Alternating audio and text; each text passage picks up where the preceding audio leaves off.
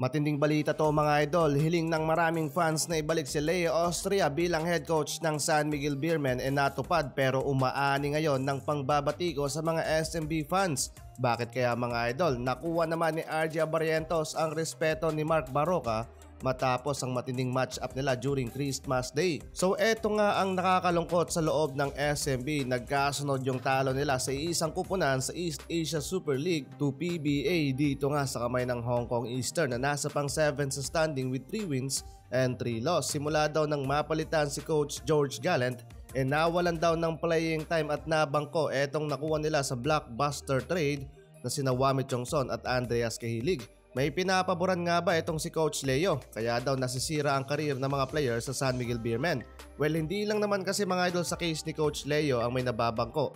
Kahit sa nung PBA teams talagang may nababangko, yung malaking problema lang sa SMB sobrang nababangko yung player na halos magbuhat na lang ng tubig papuntang bench at pabalik ng dugout. Katulad ni Kit Jimenez na bibigyan lang ng limitadong playing time kung automatic na yung panalo ng SMB pagdating sa fourth quarter ng kanilang mga laban. Tignan nyo ngayon, sobrang kinalawang na si Kit at ibang iba yung galawan niya noong nasa MPBL pa siya. Sa sitwasyon naman ngayon mga idol ni Coach Leo, pinapaboran niya daw etong si Chris Ross. Well, kapansin-pansin nga yan mga idol, magaling naman na player itong si Chris Ross. Katunayan, naging 2-time finals MVP pa yan kung walang ibubuga. Yun nga lang, tumatanda ang tao at bumabagal din ang galaw. Kaya para sa aking opinion, dapat magbigay na siya sa mga mas bata sa kanya na talagang may future din para sa SMB. Give and take lang din sana. Bakit hindi nila gayahin etong si Ginebra? Katulad ni Eli Tenorio, 40 years old na at isang taon lang ang agwat kay Chris Ross. Pero makikita mo yung pagiging role model niya sa mga young players sa loob ng Ginebra. Kung ipapasok man siya ni Tim Cone sa laban, effective pa rin naman. Kung hindi naman, katulong pa ni Coach Tim Cone sa coaching staff. Pansinin nyo mga idol yung mga nangyayari sa loob ng ibang PBA teams. Contender na ding maitatawag at masipag pang humasa ng mga bagong players. Pero kung wala sa players ng SMB ang problema, abay dapat nang maghanap sila ng bagong coach na masubukan naman ang ibang key players ng SMB.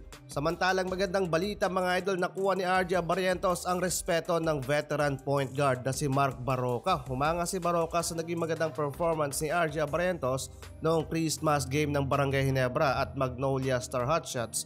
Dikit ang laban mga idol sa score na 92-95. One of the best game yun ni RJ at kumamada ng 20 points, 5 assists and 3 steal para kay Mark Barroca. Katulad ni RJ yung mga ganong future player ng PBA at siya daw din ang dahilan kung bakit nakabalik ang Barangay Ginebra. Tumaas palalo mga idol ang bonus ng 1xBet with up to 12,000 pesos. Gamitin lang ang link na nasa comment section para makapag-register gamit ang iyong phone number or email. Basta magaling ka lang sumipat ng mga laro, especially sa basketball, papaldo ka dito. Madali lang din mag-cash in and withdraw via GCash account. Kaya ano pang hinihintay mo at maglaro na sa 1xBet at gamitin ang ating promo code na GLTV1X para sa mas mataas na tsansang manalo. Paalala lang mga idol, keep it fun and game responsibly.